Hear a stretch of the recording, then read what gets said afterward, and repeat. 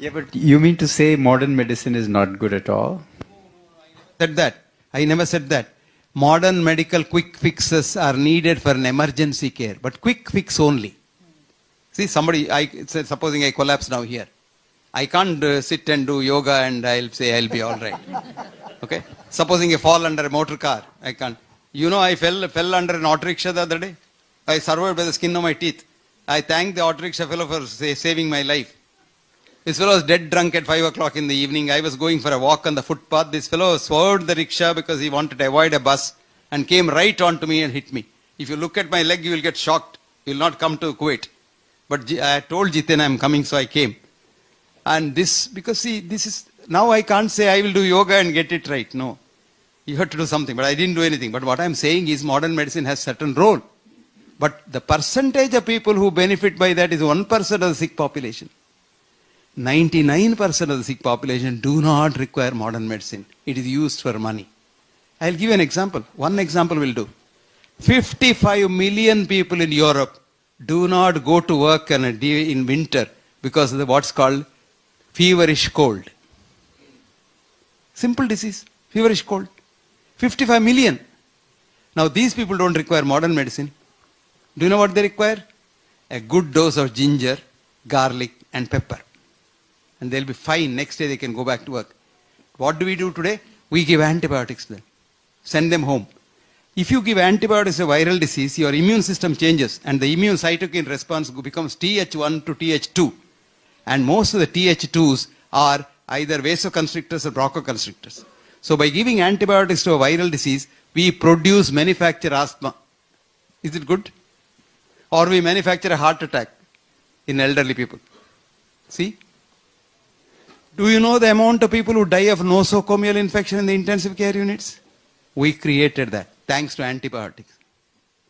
So what I am trying to tell you is, we have a judicious mix of these things. Simple things can do that.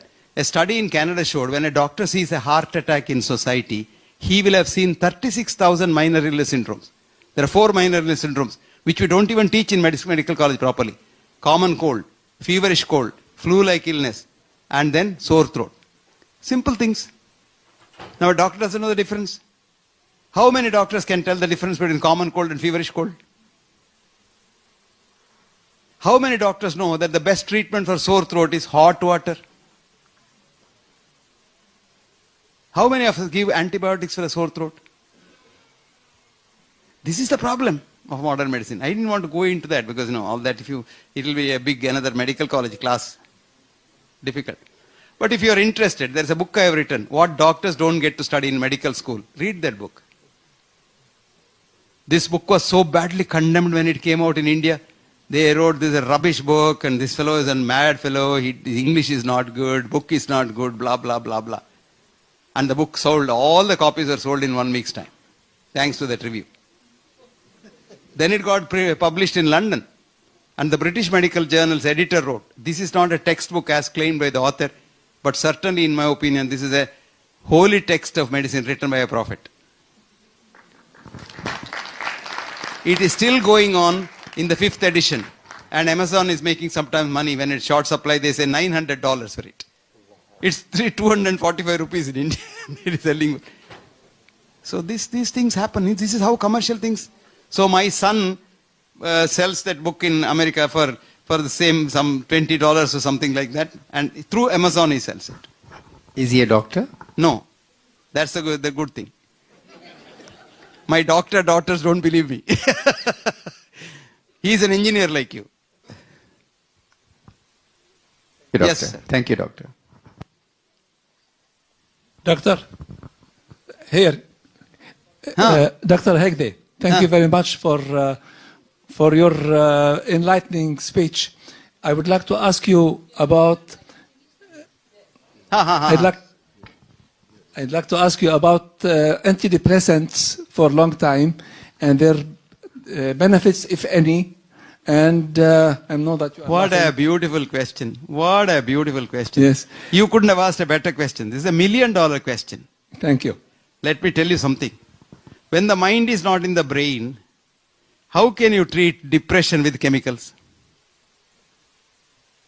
Do you know what happens when you treat depression with chemicals? You become demented. And that's called Alzheimer's disease. One professor of neurology, psychiatry, in New York, this girl wrote a book. Her name is Grace Elizabeth Jackson. What's her name? Write down. Grace Elizabeth Jackson.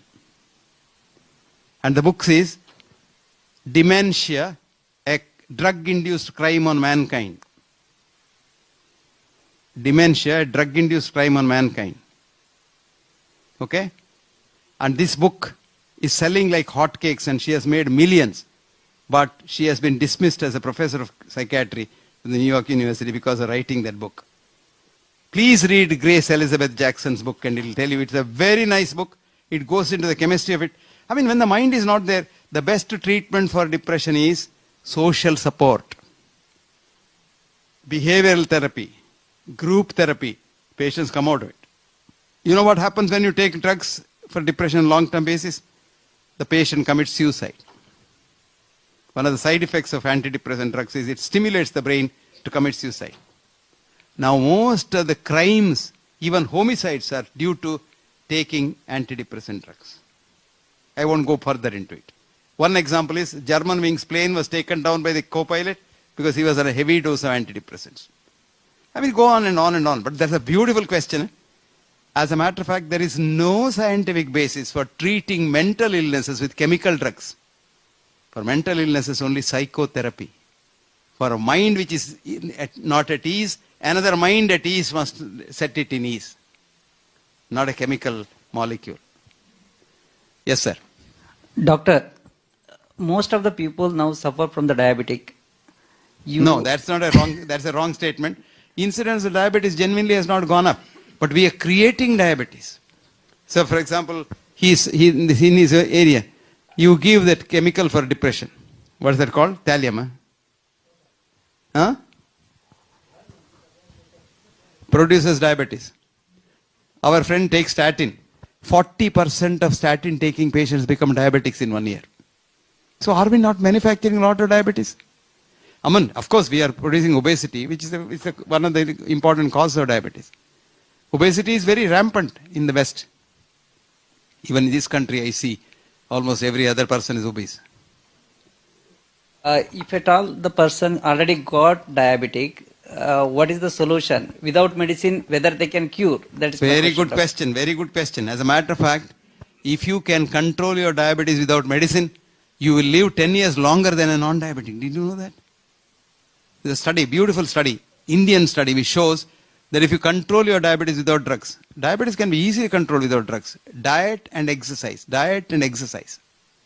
1 hour walking, 350 calories gone. 350 calories is 7 idlis. 1 idli is 50 calories, 7 idlis is 350 calories. So you walk one day, one hour, so 350 calories gone.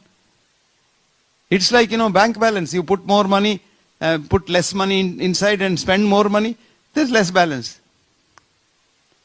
Are you an economist? You're a doctor? Chartered accountant. Oh, see, that's why I said that. How did I know you're a chartered accountant? You put less money in the bank, spend more money. So balance is less, isn't it? See, chartered accountant, bright chartered accountant. See, how did I know? Good man. Walk, walk, walk. Thank you, doctor. Thank you. And relax, relax, relax. More tension, you want this, you want that. Chartered accountant, then, especially if you're a chartered accountant accounting the Ravana account, then your blood pressure, blood sugar will go up. Hello, sir. Here. Yes, young lady. Huh? What about hyperlipidemia? What is the treatment you would suggest? Amma, there isn't anything called hyperlipidemia.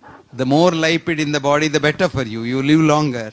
We created a myth called fat is bad for the heart. There isn't any basis for that.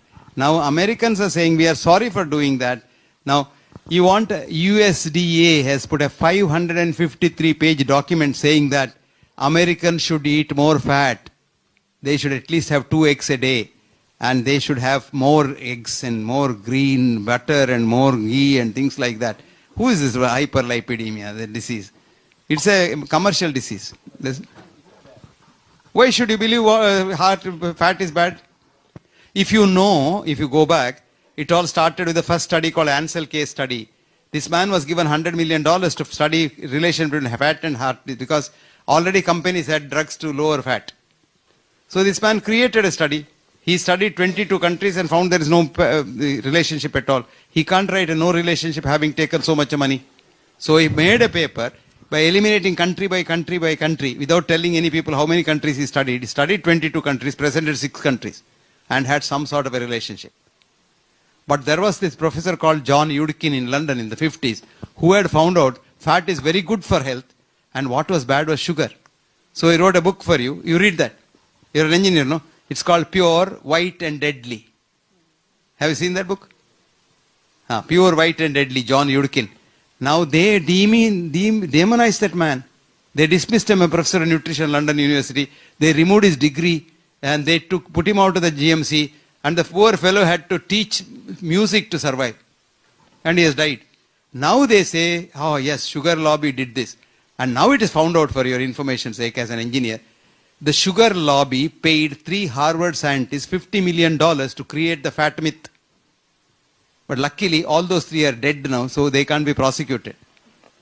You understand now? Now why do you believe that?